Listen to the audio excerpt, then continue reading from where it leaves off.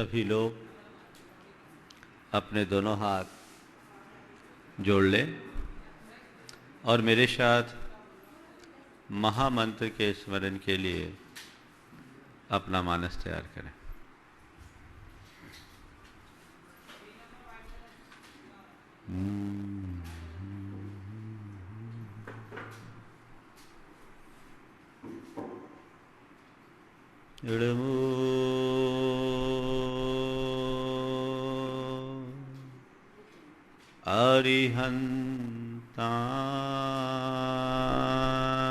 अरिहन्ताणम्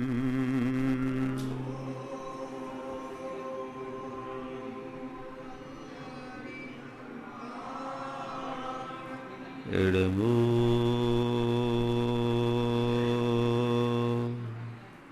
सिद्धारणम्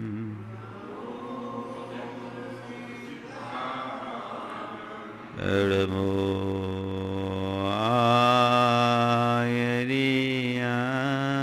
आयरियाणम्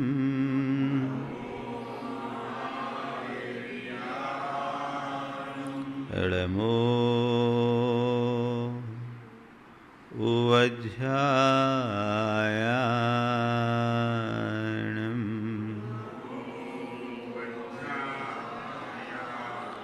इडमो लोये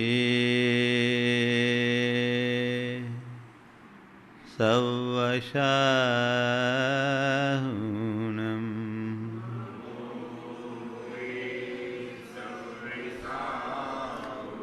एषो पञ्चेणमुयारो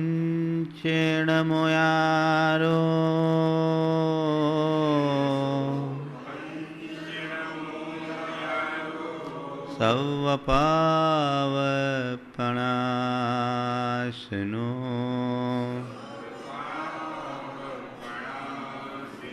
मङ्गलाळं च सवेशिम्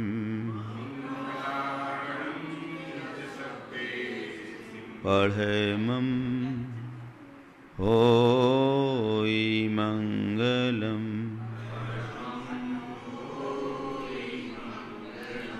जय बोलो देवादिदेव 1008 श्री भगवान महावीर स्वामी की जय। अहिंसा परमो धर्म की जय जय जय। परम पूज आचार्य गुरुवर श्री विद्यासागर जी महाराज की जय जय जय। परम पूज प्रमाणिक संत महामना मुनिराज प्रमाण सागर जी महाराज की, परम पूज विराट सागर जी महाराज की। कहते हैं राजा जनक की सभा में अष्टावक्र ऋषि आए।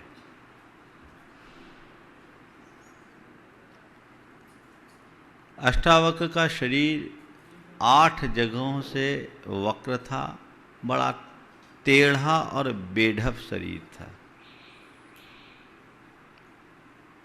अष्टावक्र जब राजसभा में आए तो उनके उस बेढप शरीर को देखकर सारे दरबारी हंसने लगे। यह दृश्य देखकर अष्टावक्र उल्टे पांव लौट गए। जब वो लौटने लगे तो जनक ने उनसे निवेदन किया, अनुरोध किया कि प्रभु आप जा रहे हैं, हम तो आपसे ब्रह्म ज्ञान पाना चाहते हैं। ये सारे सभासद आपसे उसी ब्रह्म ज्ञान पाने की पिपासा में यहां आकर एकत्रित हुए, आप जा क्यों रहे? तो अष्टावक्र ने कहा कि मैं आया तो यही सोचकर था कि ज्ञानियों को ब्रह्म का उपदेश दूं, पर यह तो चमारों की सभा है, यहां मैं क्या बोलूं? ये तो चमारों की सभा है, यहां मैं क्या कहूं? ये शब्द सुने तो सबके सब भौचक रह गए। राजा की ये इतनी बड़ी राज्यसभा जिसमें मंत्री से लेकर बड़े बड़े दरबारीगण, उनके लिए अष्टावक्र जी ये शब्द बोल रहे हैं। राजा जनक से रहा नहीं गया, प्रभु आप ये क्या बोल रहे हैं? उन्होंने कहा देखो मैंने जो कहा है बिल्कुल सही कहा है। ये कहने को जन्म से कुछ होंगे, लेकिन इन सब की दृष्टि मेरे इस शरीर के चर्म पर है, तो जिसकी चर्म पर दृष्टि है उसे मैं चर्मकार कह दूं तो क्या गलत? ये तो वही है जिसकी दृष्टि देह पर है, वो चर्म दृष्टि है।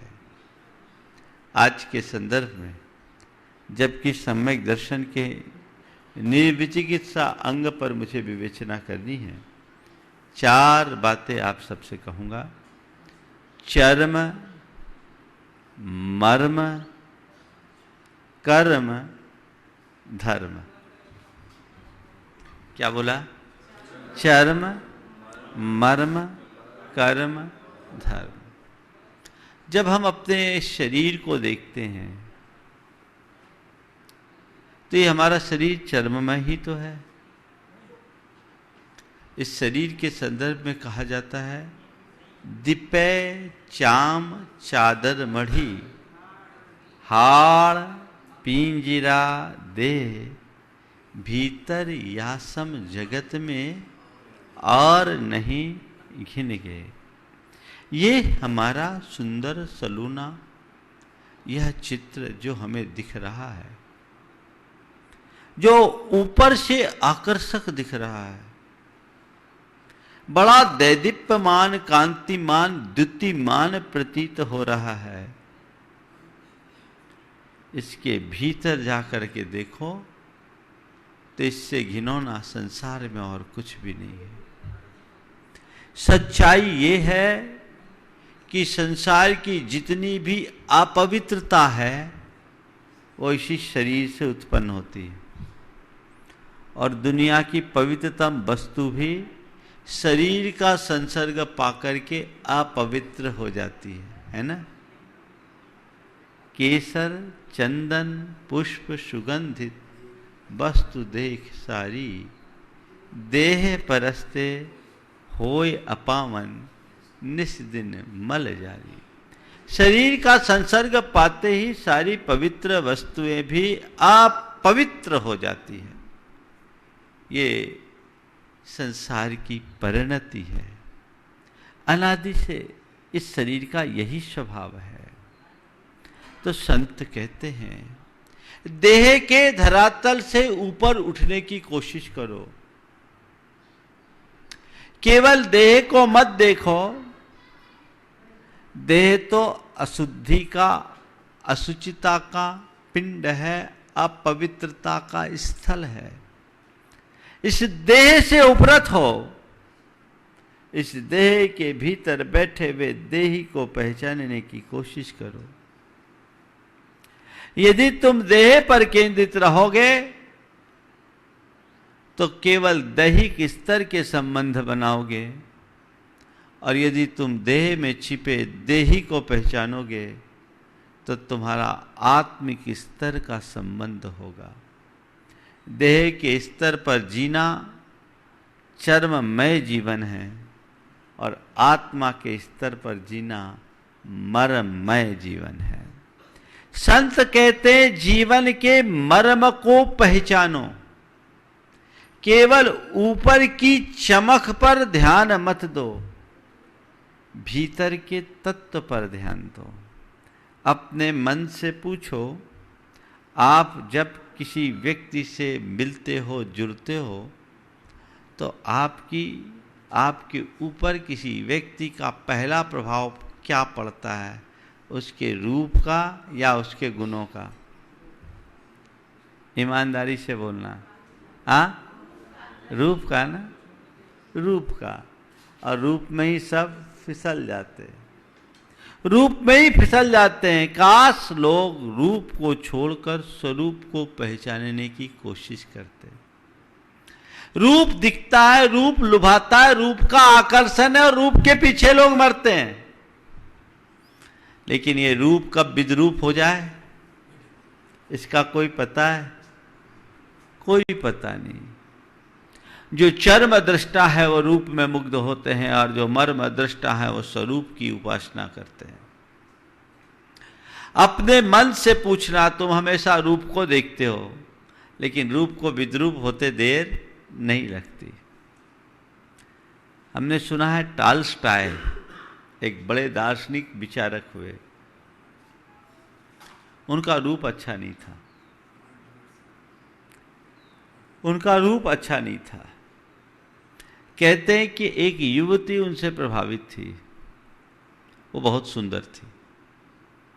उसने एक प्रस्ताव रखा और कहा कि आप मुझसे विवाह कर लो, हम दोनों के संयोग से जो संतान उत्पन्न होगी उसमें मेरा रूप और आपका ज्ञान दोनों मिल जाएगा। मेरा रूप और आपका ज्ञान दोनों मिल जाएगा तो वो संतान लोक में विचक्षण होगी। टाल्स्टाइन ने अत्यंत विनम्रतापूर्वक उसके अनुरोध को अस्वीकार करते हुए, ठुकराते हुए कहा कि नहीं, मैं इसके लिए तैयार नहीं हूं। उसने पूछा क्यों? उसने कहा कहीं उल्टा हो गया तो, मेरा रूप और तुम्हारा ज्ञान आ गया तो दोनों तरफ से चले जाएंगे। जो स्वरूप दृष्टा होते हैं वो रूप में मुग्ध नहीं होते।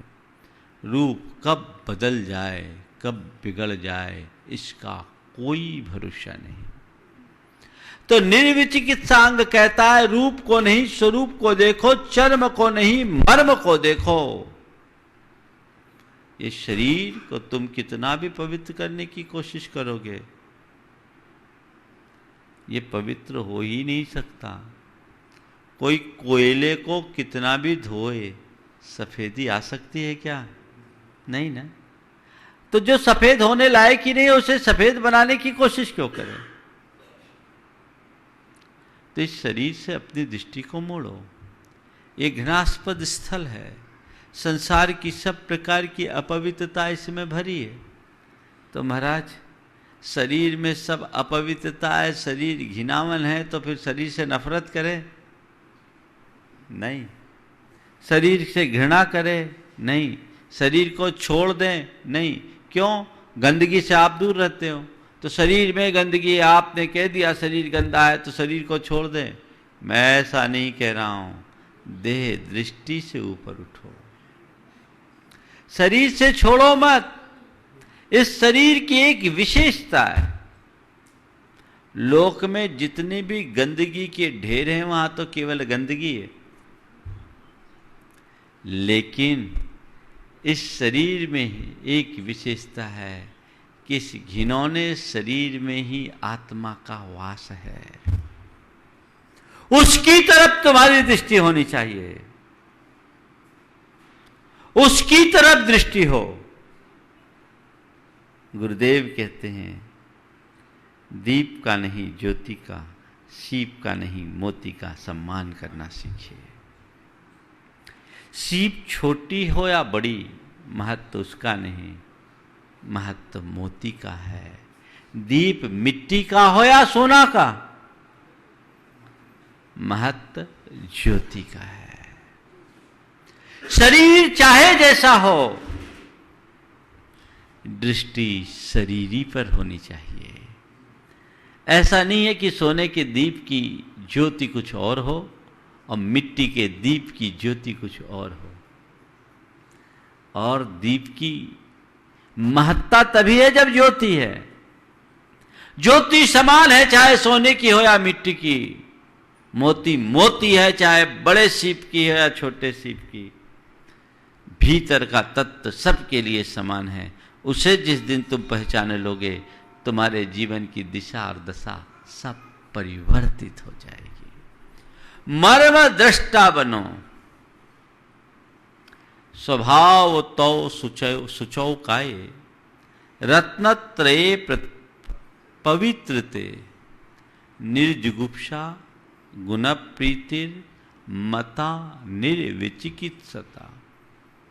ये शरीर स्वाभाविक रूप से अपवित्र है। पहली बात क्या बताया?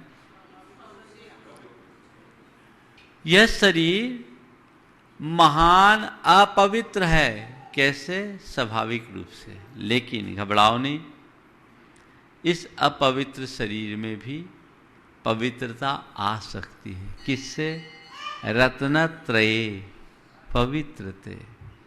रत्नत्रय यानी धर्म को धार लो तो तुम्हारे इस शरीर में भी पूज्यता आ जाती है।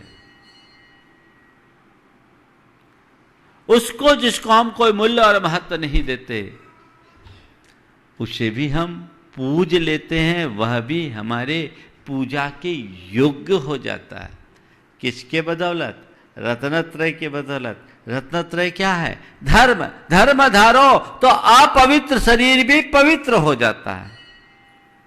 इसलिए निर्जुगुप्सा, किसी के शरीर को देखो तो ग्लानि मत करो, घृणा मत करो, उसकी उपेक्षा मत करो, उसका तिरस्कार मत करो। सोचो शरीर का तो ये स्वभाव है। गुना प्रीति, गुणों से अनुराग रखो, यही निर्विचिकित्सा अंग है।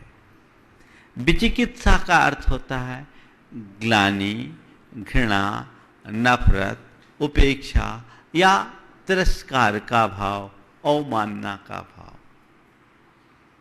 धर्म क्षेत्र में आगे बढ़ो तो तुम किसी के साथ इस तरह का बर्ताव मत करो।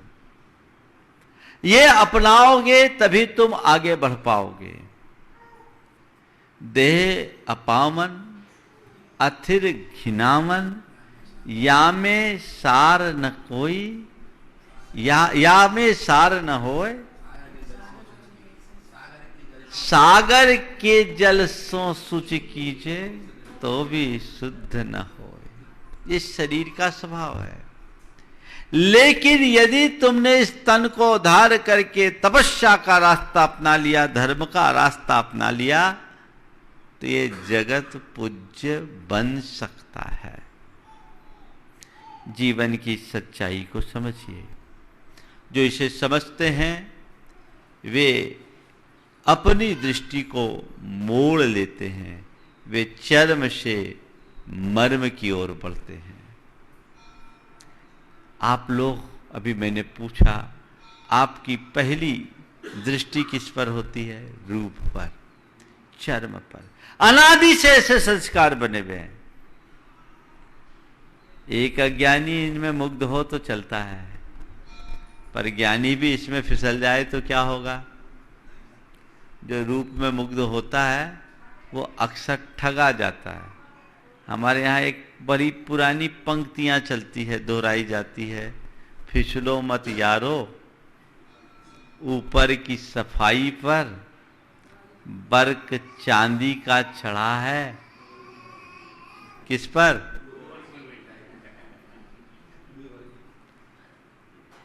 बोलने की जरूरत, आप लोग समझदार हैं। संत कहते हैं इस देह दृष्टि से ऊपर उठो। प्रायः जब हम निर्विचिकित्सा अंग की बात करते हैं तो हम इन्हें मुनियों से जोड़ लेते हैं कि मुनियों के इस संस्कार रहित शरीर को देखकर मन में उपेक्षा, तिरस्कार, घृणा या ग्लानि का भाव मत लाओ। मुझे लगता आज ये बात अप्रासंगिक सी हो गई, क्योंकि लोगों ने मुनियों के स्वरूप को अच्छे से पहचान लिया है, और मुनियों के स्वरूप को जान लेने के बाद अब मुनियों की उपेक्षा नहीं, मुनियों के प्रति लोगों के हृदय में अगाध श्रद्धा हो गई है। वो तो उनकी पूजा करते हैं, पर इसे थोड़ा व्यापक रूप में देखो। अगर तुम्हारे घर परिवार में कोई बीमार है, जिसके शरीर में अनेक प्रकार की विकृतियां उत्पन्न हो रही है, तुम्हारे हृदय में उनकी सेवा का भाव कभी हुआ? बोलो। हम मुनियों के लिए कहा है कि अगर एक मुनि महाराज की समाधि हो रही है, संलेखना चल रही है, तो उनके मल मूत्र को भी हम लोग अपने हाथ से साफ करते हैं। करने का विधान है, हम लोगों ने किया है। यहां तक लिखा कि उन मुनि महाराज को, जिसे छपक की संज्ञा दी गई, अगर अचानक कफ आ जाए और कफ थूकना हो और वहां कोई साधन नहीं है, तो अपनी अंजलि फैला करके कफ ले लो, बाद में हाथ धो लो।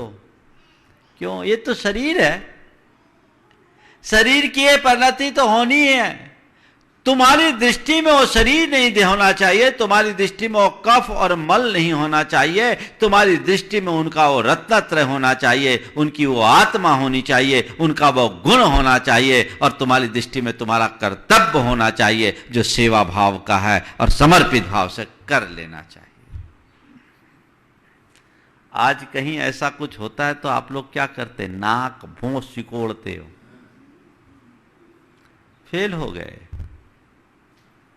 नाक भों सिकोड़ने की बात नहीं है, वहां अपने कर्तव्य के अनुपालन की बात है।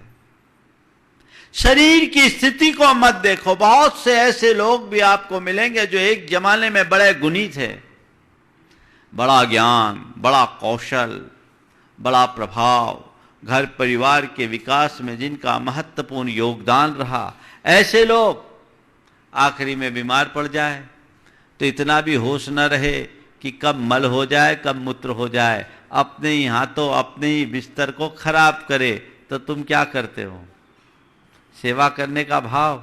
महाराज आजकल सेवा का भाव खत्म सा हो गया, बहुत अंतर आ गया पहले में और अब में।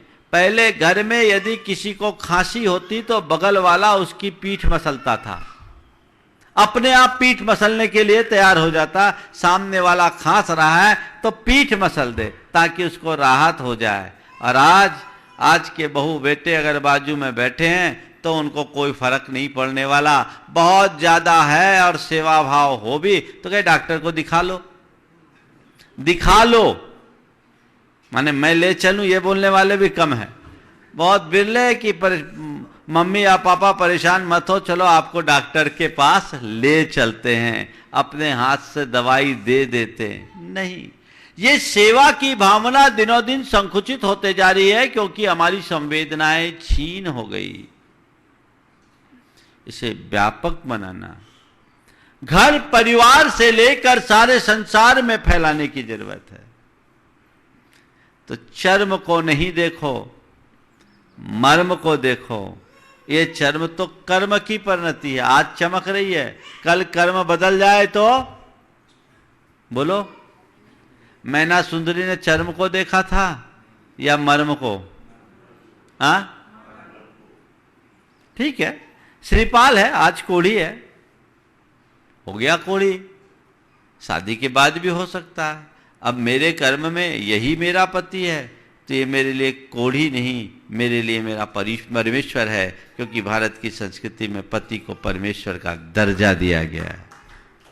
उन्होंने स्वीकार किया, मर्म को जाना, कर्म को स्वीकार किया, धर्म की आराधना की, तो अपने जीवन का उत्कर्ष कर लिया। कर्म का उदय कब किसके साथ कैसा हो जाए कहा नहीं जा सकता। सनत कुमार चक्रवर्ती की कथा आती, बड़ा रूपवान था, इतना रूपवान कि देवता भी उसके उस रूप सौंदर्य से प्रभावित हो गए और इंद्र अपनी सभा में उनकी प्रशंसा कर बैठा। एक देवता के हृदय में बड़ा कुतूहल जागा कि आखिर कैसा आदमी है जिसकी इंद्र प्रशंसा कर रहा है, चलकर देखना चाहिए। स्वर्ग से नीचे आया। उस समय सनत कुमार चक्रवर्ती अपने व्यायामशाला में, आज की भाषा में कहें तो अपने जिम में वर्जिश कर रहा था। धूल धूसरित शरीर, लेकिन उसके भीतर से एक अलग आभा चमक रही थी। देवता के मुख से निकल पड़ा, वाह, जैसा सुना उससे भी सुंदर, क्या रूप है, जैसा सुना उससे भी सुंदर। ये शब्द सनत कुमार चक्रवर्ती के कानों में पड़े तो फूला न सुना समाया। अरे किसी के रूप की प्रशंसा कह दो, झूठी प्रशंसा करो तो आदमी फूल जाता है। उसने कहा, अरे आप तो बिना सूचना के आ गए, अभी तो मैं फ्रेश भी नहीं हूं, देखो पूरा शरीर धूल धूसरित है। आपको अगर वाकई में मुझे देखना है तो मैं जब दरबार में रहूं तब देखना।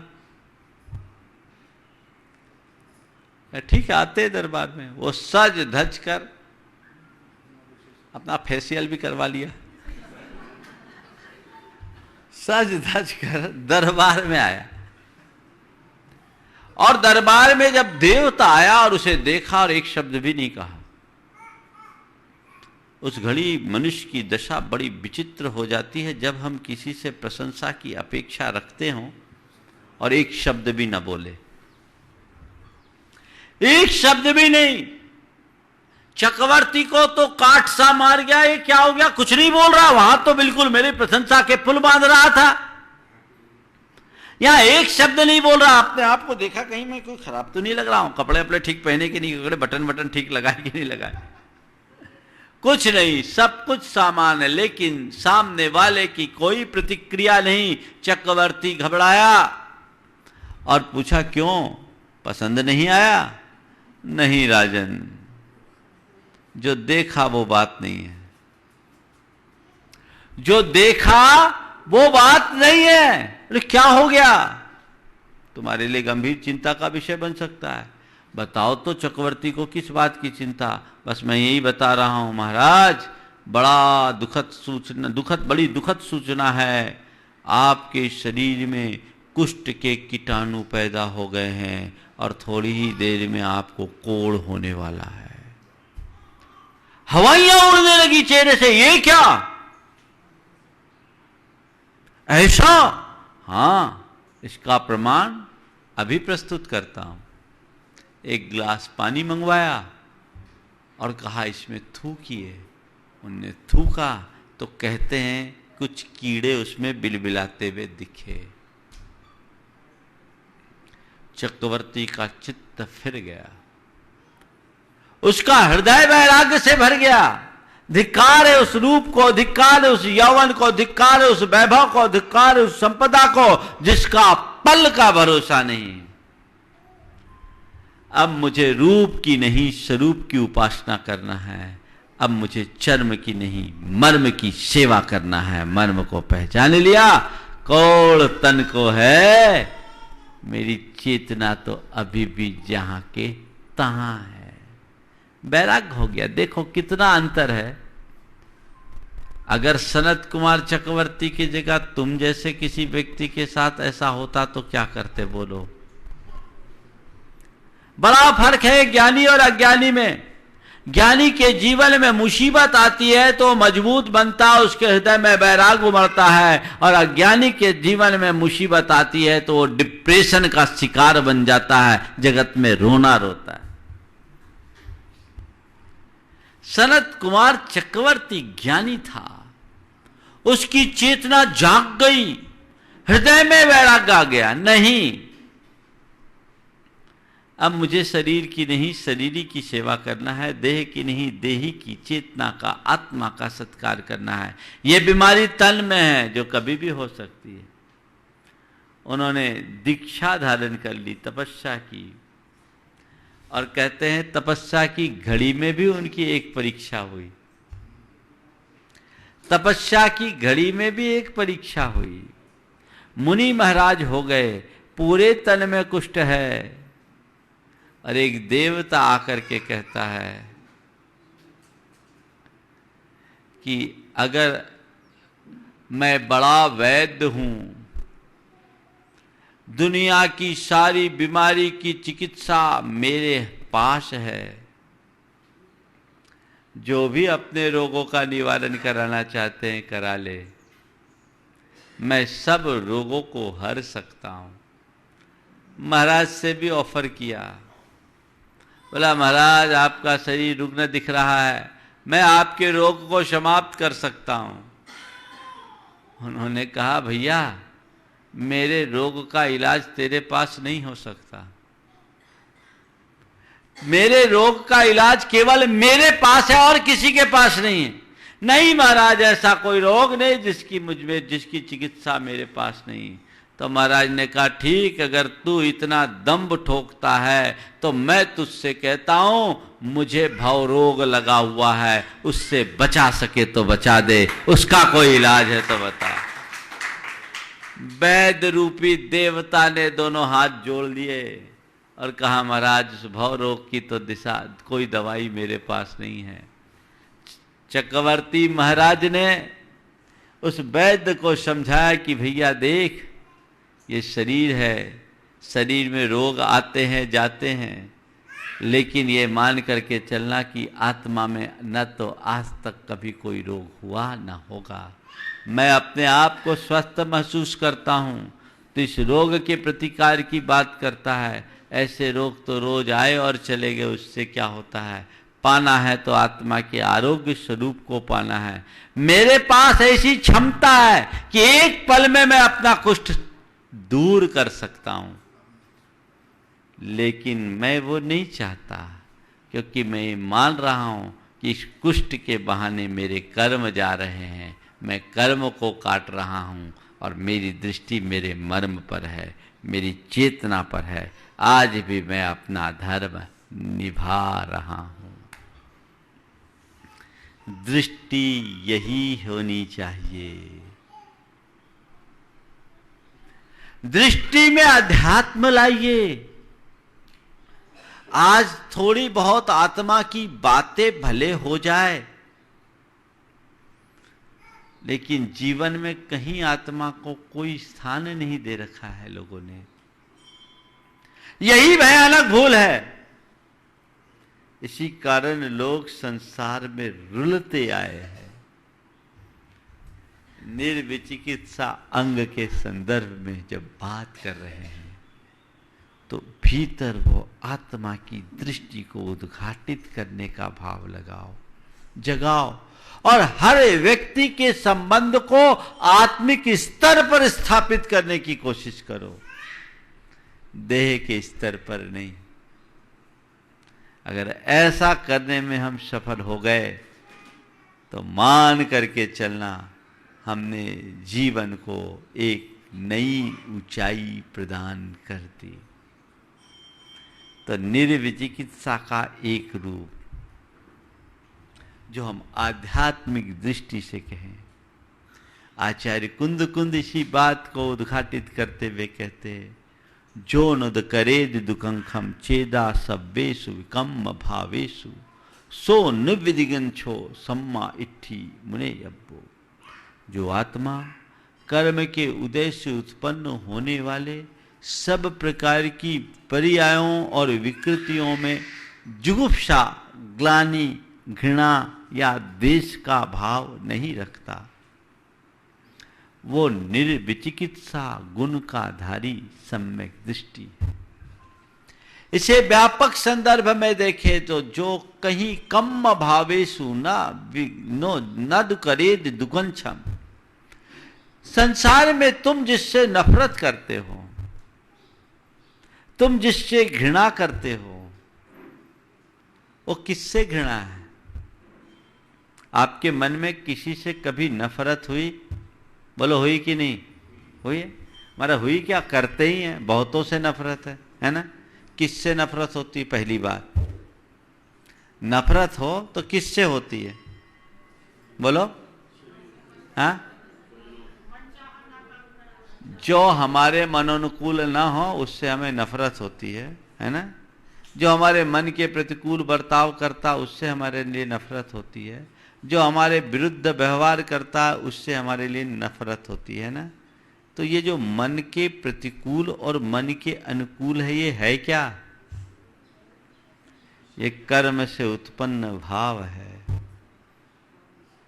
पर्याय है। किसको अच्छा और किसको बुरा मानो? मन का खेल तो बड़ा विचित्र है। कई बार तो ऐसा होता है जिसे थोड़ी देर पहले अच्छा मानते हैं, संदर्भ बदल जाने के बाद वही बुरा बन जाता है। किससे नफरत? जिसे बुरा मानते थे वही अच्छा लगने लगता है। किससे नफरत, किससे घृणा, किसकी उपेक्षा, किसका तिरस्कार? थोड़ा विचार करो। संदर्भ बदलते ही सारा खेल बदलता है। देखिए कैसा खेल होता है। दीपावली का समय निकट था। पति घर की सफाई कर रहा था। अचानक उसके हाथ एक पुस्तक लगी। वो पुस्तक उसकी धर्मपत्नी 30 बरस पहले विवाह के समय मायके से लेकर आई थी। वो पुस्तक पलटते पलटते उस पुस्तक में एक पत्र मिला और उस पत्र में 35 बरस पुराना पत्र था। क्या था? 35 बरस पुराना पत्र, डेट लिखा था।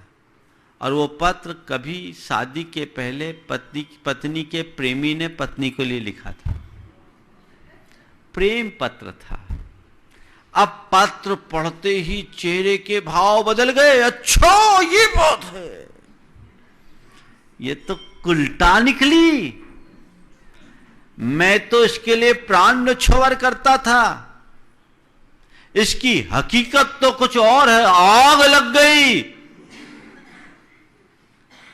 जिसके पीछे थोड़ी देर पहले तक बाग बाग थे, अब आग क्यों? बोलो क्या बदला? पत्नी वही, पत्नी का व्यवहार वही, पत्नी का स्वभाव वही, पत्नी का बर्ताव वही। बदला क्या? दृष्टिकोण बदल गया है ना। जो अच्छा लगता है वही बुरा लगने लगता है। ये मन का खेल है। तो संत कहते किससे घृणा किससे नफरत। वस्तुतः यह घृणा और नफरत का भाव मनुष्य के मन की एक बहुत बड़ी दुर्बलता है। और जो मनुष्य एक दूसरे के प्रति घृणा का भाव रखता है, नफरत का भाव करता है, वो अपनी चेतना का पतन कर डालता है। उससे बचो। किसी से घृणा मत करो और किसी से ज्यादा प्यार भी मत करो। मध्यस्थ रहो। हाँ, गुणों को देखो। गुण प्रीति, गुणानुरागी बनो। हर व्यक्ति में कोई ना कोई अच्छाई है और उसमें यदि कोई अच्छाई दिखती है तो उसे स्वीकार कर लो, उसका उपयोग करो। बुराई देखकर क्या पाओगे? बुराई देखना, बुराई करना, बुराई फैलाना जिंदगी को बुरा बनाना है। क्यों देखते हो बुराई? क्यों करते हो बुराई? क्यों फैलाते हो बुराई? इससे तो तुम्हारा जीवन बुरा बनेगा। व्यापक अर्थ में समझिए। अपने मन से पूछिए,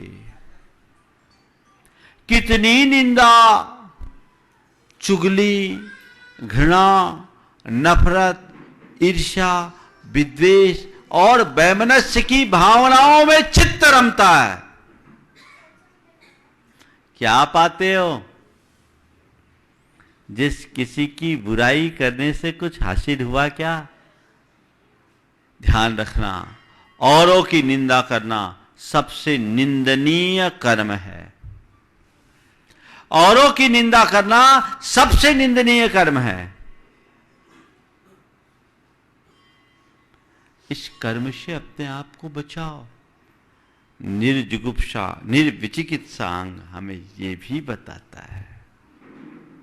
अध्यात्म में जाओ तो जीवन में कितने भी उतार चढ़ाव आए, कर्म का कैसा भी उदय आए, उसे परभाव मानकर उनके प्रति क्षमता रखो। ये औपाधिक भाव है, कर्म का विकार है। इससे ग्लानि मत करो। अपने भीतर के मर्म को समझो। अरे ये जो कुछ भी खेल है तन का है, चेतन के साथ तो कुछ लेना ही देना नहीं। मर्मदृष्टा बनोगे, क्षमता अपने आप तुम्हारे जीवन में उतर पड़ेगी, उमड़ पड़ेगी। लेकिन वो दृष्टि नहीं तो अपने आप को टिका नहीं सकते। चाहे जो भी हो जाए, अपने अंदर स्थिरता रखने की क्षमता तुम्हारे इस दृष्टि से तुम्हारे अंदर आ सकती है। मेरे संपर्क में एक व्यक्ति है, जो पिछले 30 वर्षों से बीमार है, आज भी हैं, 30 वर्षों से गठिया की बीमारी से ग्रसित है और पूरे शरीर में भयंकर दर्द होता है। कोई दवाइयां काम नहीं करती, सारी दवाइयां करने के बाद भी काम नहीं। लेकिन धन्य है वो व्यक्ति, आज भी वो कहता है महाराज अब मुझे दर्द विचलित नहीं करते। पहले मैं अपने दर्द से विचलित होता था, कई बार अपनी बीमारी को न सह पाने के कारण मैंने आत्महत्या करने का भी मन बनाया। लेकिन एक दिन आपके प्रवचन में मैंने सुना कि दुख सहने की चीज है, भोगने की चीज नहीं। समता से सह लोगे तो दुख कट जाएगा और आकुलता करोगे तो दुख भव भव में पीछा करेगा। मरने में जीवन का समाधान नहीं है, सावधानी से जियो, सब समाधान मिल जाएगा। इस आशय की बात मैंने कभी अपने प्रवचन में की, वो बात उसे पकड़ में आ गई। बोला महाराज आपने मुझे आत्मदृष्टि दी और तब से मेरे मन में एक ही बात आई, कर्म का उदय है, कर्म अपना खेल खिला रहा है, मुझे कर्म का खेल खेलना है और अपने आप को संभाले रखना है। महाराज पहले मैं दर्द भोगता था, अब दर्द सहता हूं और बहुत ताकत आ गई। पहले दर्द भोगता था, अब दर्द सहता हूं। ऐसी स्थिति में 2 बेटियों का पिता, बेटा नहीं, अपना कारोबार भी देखता है, बेटियों की शादी विवाह भी कर दी, कुछ जिम्मेदारियां हैं। नहीं तो बोला महाराज मैं तो पूरी तरह धर्म ध्यान में लग जाऊं, थोड़ा बहुत जो कुछ भी उपचार है कर सकता है करता है, लेकिन जब बादल आदि होते हैं तब तो ऐसी चरम वेदना होती है कि कई बार अपने हाथ से गिलास का पानी भी नहीं उठा पाता। और वो व्यक्ति कहता है महाराज मेरा इतना पुण्योदय है कि मेरी धर्मपत्नी मेरे लिए इतने अनुकूल मिली है कि वो मेरे सारे दुख दर्द को आधा कर देती है, मेरे हर कार्य में सहभागी बनती है। ये एक सोच। जो दुन करेद दुखंखम चेदा सवेशु कम भावेशु। समय सार को व्यापक अर्थ में समझिए। कर्मोदय आए तो विचलित मत होइए, यह भी निर्विचिकित्सा है।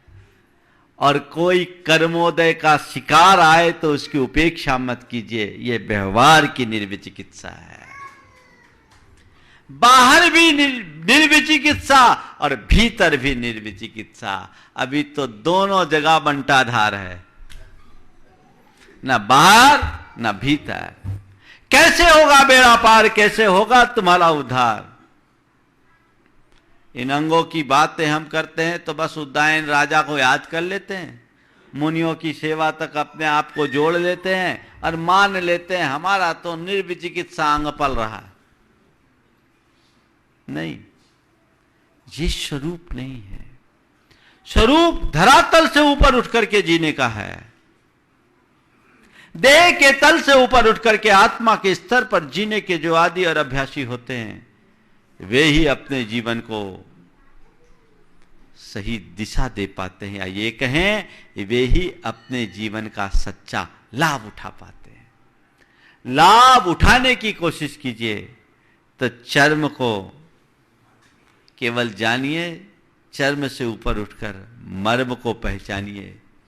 कर्म की इस अस्तित्व को स्वीकार करके कर्म की जो भी उदय में परिणति हो, कर्म की जो भी परिणति हो, उसे स्वीकार कीजिए। स्वीकार ही करना पड़ता है, किसी के पास कोई उपाय नहीं है, कोई उपाय नहीं। और इसे ही अपना धर्म मानिए। हर स्थिति में अपने धर्म की मर्यादा का पालन कीजिए, धर्म में टिके रहिए, धर्म से विचलित ना हो, ये भाव बनाए रखिए तो जीवन धन्य हो जाएगा। ये निर्विचिकित्सा अंग है। आप इसे अपने जीवन में उतार सकते हैं? बोलो, उतार सकते हैं कि नहीं? कब? कब? आज से ही। मन में एक भाव जगाओ कि नहीं, मैं हर क्रिया करते हुए भी अपनी आत्मा की समझ रखूंगा, पहली बात।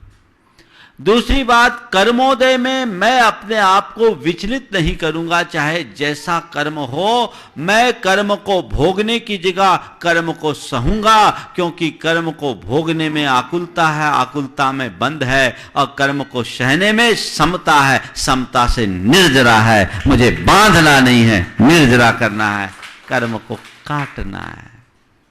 व्यवस्था तो हमारे हाथ में। और ये बताओ, भोगने में भी सहते तो हो ही, सहना तो दोनों में है। एक कह के सहते, एक चुप रह के सहते। कोई कह के सहता है, कोई चुप रह के सहता है। जो कह के सहता है वो हल्ला मचाता है, और जो चुप रह के सहता है वो कर्म की सत्ता मिटाता है। क्या करना है, हल्ला मचाना है या कर्म की सत्ता मिटाना है? चुपचाप काम करके निकल जाओ, सब साफ हो जाएगा। लेकिन लोग शोर मचाते हैं तो मिलता कुछ नहीं है, नुकसान ज्यादा होता है। तो कर्मोदय को मैं स्वीकार करूंगा, और मैं इस श्रद्धान के साथ जीता हूं कि जो भी खेल है वो तन और तन के आश्रित अन्य संयोगों और संबंधों से जुड़ा है। जो कर्म का चक्र है, कर्म के संयोग से है। मेरे भीतर का मर्म, मेरी चेतना का तो एक प्रदेश भी इधर से उधर होने वाला नहीं है। यह श्रद्धान होना चाहिए। यही तुम्हारे अंदर एक नई शक्ति का संचार करेगा, जिसके बदौलत तुम बड़ी से बड़ी मुसीबत को भी सहने में समर्थ हो जाओगे, और तभी तुम अपने धर्म में टिक पाओगे। बल्कि यही धर्म है। हम पूजा करते, पाठ करते, स्वाध्याय करते, व्रत करते, उपवास करते, त्याग करते, तपस्या करते, दान करते, पुण्य करते, इसको धर्म मानते हैं। ये धर्म नहीं है, ये धर्म नहीं है। महाराज क्या बोल रहे हैं, दोहरा रहा हूं, ये धर्म नहीं है। ये तो धर्म का बाहरी रूप है। असली धर्म है अपने परिणामों की क्षमता, अपने परिणामों का संभाल, अपने भावों की शुद्धि, अपने भावों की निर्मलता। ये सब हम करते उसके लिए, पर हम क्रिया में रूढ़ हो जाते हैं, उसके प्रयोजन को प्राय भूल जाते हैं। आचार्य कुंद से कहो, पूछो तो वो बोलते धर्म क्या है, तो बोलते बाकी धर्म मैं नहीं जानता। मेरे से पूछेगा तो मैं तो एक ही बात कहूंगा। उनसे पूछा धर्म क्या है, तो उन्होंने कहा चारितम खलु धम्मो। चारित तो धर्म है। वो चारित क्या, धम्मो जो सो समोत्त निडिठो, मन की क्षमता धर्म है। वो क्षमता क्या है, मोह खोह विहीनो परिणामो अपनो समो। मोह और क्षोभ से रहित आत्मा का साम्य परिणाम ही, आत्मा का स्थिर परिणाम ही क्षमता है। तो मन में मोह न हो, मन में क्षोभ न हो, यही परम धर्म है। जो हमारा मूल अभिष्ट है, मूल ध्येय है, उसकी तरफ हमारी दृष्टि होनी चाहिए। हम नीचे की बातों से राजी हो जाते हैं, मर्म को अक्सर भूल जाते हैं। संत कहते मर्म को पकड़ो। मैं ये नहीं कहता हूं, तुम लोग तो क्या अच्छा उपदेश दे दिया महाराज, कल से मंदिर जाना बंद, पूजा पाठ बंद, व्रत उपवास बंद, त्याग तपस्या बंद, समता रखना धर्म।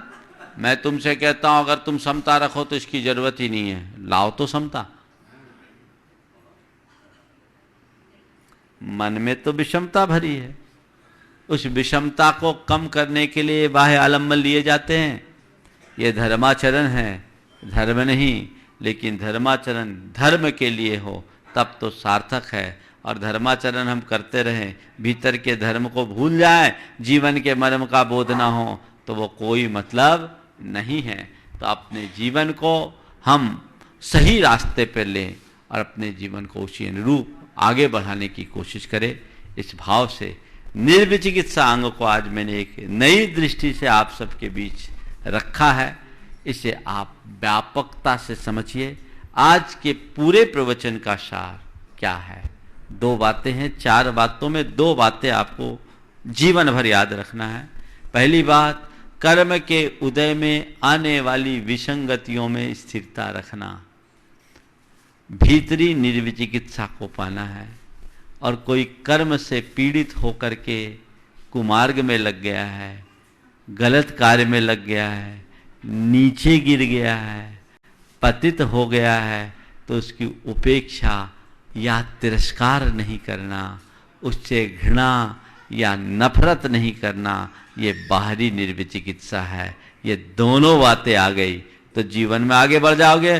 पूरी 4 कर देता हूं, अधूरी नहीं। 2 भीतर आत्मा से प्रीति रखना, भीतर की निर्विचिकित्सा है, और औरों की गुणों से प्रीति रखना बाहर की निर्विचिकित्सा है। अंदर में आत्मदृष्टि और बाहर में गुणग्राही दृष्टि रखो तो सबका जीवन धन्य हो जाएगा। हम अपने जीवन में ऐसी धन्यता को प्रकट कर सके, इस भाव के साथ मैं यहीं पर विराम दे रहा हूं। महाराज श्री अभी मंगल भावना का पाठ करेंगे। बोलिए परम पूज्य आचार्य गुरुवर श्री विद्यासागर जी महाराज की जय जय जय। परम पूज्य महाराज प्रमाणसागर जी महाराज की जय जय जय। परम पूज्य महाराज विराटसागर जी महाराज की जय जय जय। ओम मंगल मंगल होय जगत में सब मंगलमय होय।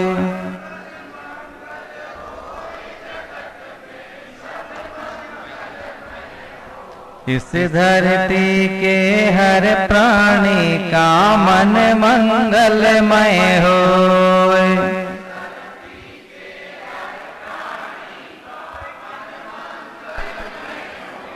कहीं क्लेश कालेश रहे ना दुख कहीं भी होय। कहीं क्लेश कालेश रहे ना दुख कहीं भी हो।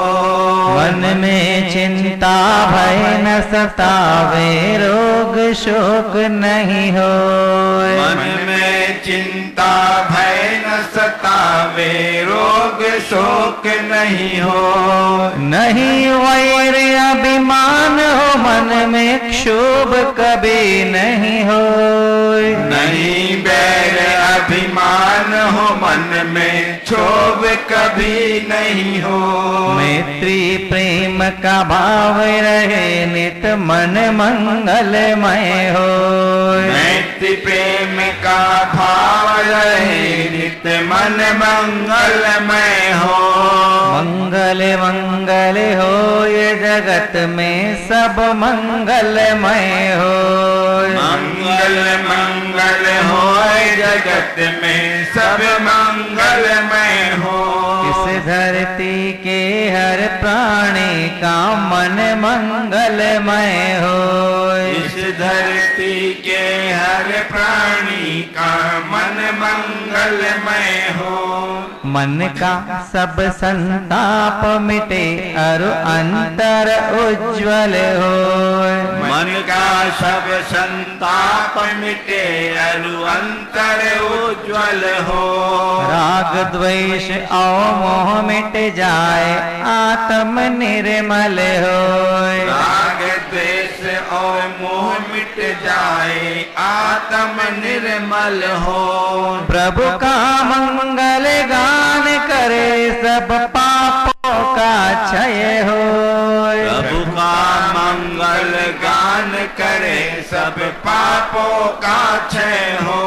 इस जग के हर प्राणी का हर दिन मंगलमय होय। इस जग के हर प्राणी का हर दिन मंगलमय हो।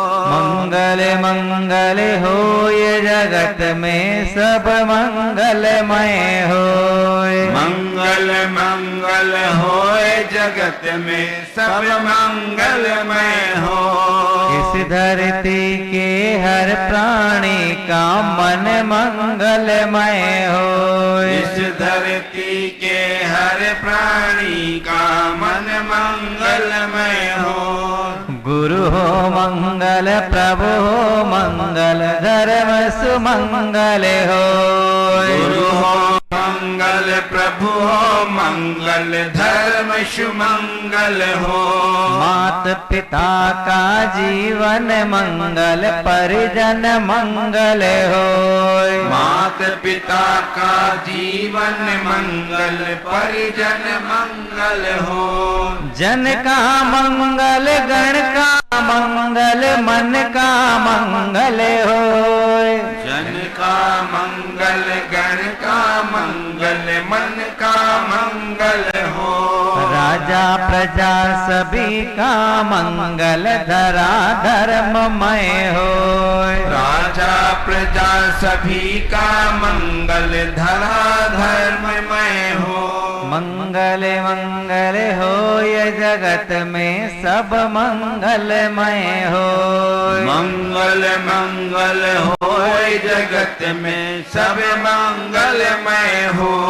इस धरती के हर प्राणी का मन मंगलमय हो। इस धरती के हर प्राणी का मन मंगलमय हो। मंगलमय हो प्रात हमारा, रात सुमंगल हो। मंगलमय हो प्रात हमारा, रात सुमंगल हो। जीवन के हर पल हर क्षण की बात सुमंगल हो। जीवन के हर पल हर क्षण की बात सुमंगल हो। घर घर में मंगल छा जावे, जन जन मंगल हो। घर घर में मंगल छा जावे, जन जन मंगल हो। इस धरती का कण कण पावन ओ मंगलमय हो। इस धरती का कण कण पावन ओ मंगलमय हो। मंगल मंगल हो ये जगत में सब मंगलमय हो। मंगल मंगल हो ये जगत में सब मंगलमय हो। इस धरती के हर प्राणी का मन मंगलमय हो। इस धरती के हर प्राणी का मन मंगलमय हो। सब जग में मंगल बड़े, टले अमंगल भाव। है प्रमाण की भावना सब में हो सद्भाव। बोलिए आचार्य भगवंत गुरुवर श्री विद्यासागर जी महामुनिराज की जय जय मुनि श्री जय। प्रमाण सागर जी महाराज की जय जय जय। परम पूज्य विद्यासागर जी महाराज की जय जय।